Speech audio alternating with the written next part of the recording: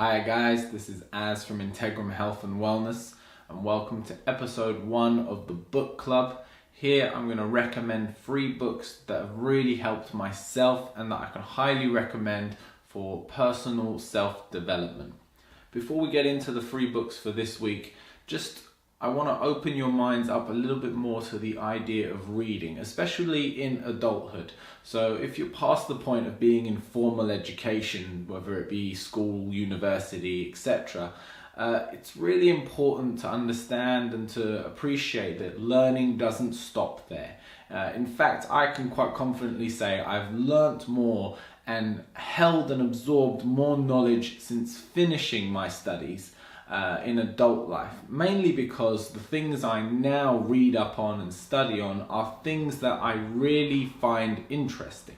It's stuff that I seek out for myself and my own personal development. So today I'm going to share with you 3 books. These are probably the most influential books that I've read personally, and we'll try and do this series once a month at least. I'll upload 3 more books for you guys to check out and give you a bit of info on them. Now, I'm not going to go into all the secrets or give you a breakdown of what each book is page by page. This is purely some recommendations and an invitation for you to go out and search out for some greater knowledge. So, the first book, How to Win Friends and Influence People by Dale Carnegie. This book is a fantastic introduction to, I guess more than anything, a study of sociology and the way that we interact with each other on a daily basis, whether it be in your personal relationships, whether it be business related, school, etc. It really breaks down the way in which we interact with each other, communicate each other, and the values that we hold, and how we can use all of this information to get what we want out of other people, and they can get what they need out of us. The title is almost a bit misleading in the sense that this book is not designed to help you manipulate people. So it's like he uses the word influence, and I think that's a really important key term to this. It's not about manipulation. It's not about bending people to your will. It's understanding what makes people tick and how you can better serve people and in tune serve yourself through an understanding of what they need and how you can provide it to them.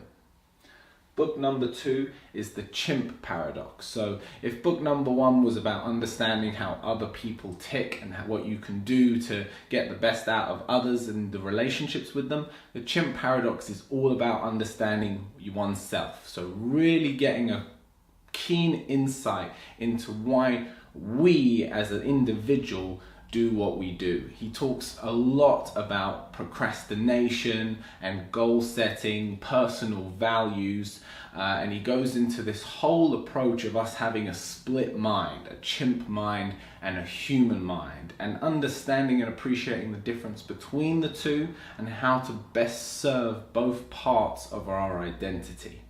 Really recommended. With all these books, especially the third one that I'm going to get onto now, I really recommend also looking into the audiobook. So if, like me, you struggle to sit down and read a book page to page and truly absorb what they're trying to tell you, I started using Audible. This isn't an advert for them, I'm not endorsed by them. Hi Audible, if you want to, please come and get in touch. But I really find it useful to listen to it. It's also comes down to practicality of time. I tend to listen to audiobooks whilst I'm driving. I tend to do an hourly drive at least once a week, and that's my 1 hour to really get into a title such as one of these. I also personally find that I absorb information better when it's spoken to me and when I'm listening to it rather than trying to read it off the page. That being said, number 3, The 48 Laws of Power by Robert Greene. I would almost recommend exclusively to listen to this one on the audiobook. It's a fantastic tale of the 48 laws of power that govern everything we do in our daily lives. This book is almost like, the way I describe it, is a guide to how to be a supervillain. So if Lex Luthor was ever to write a guide on how to be Lex Luthor, it would just basically be this book. Now, you might be thinking, well, I don't want to be a supervillain. I want to be Superman. I want to use my powers for good.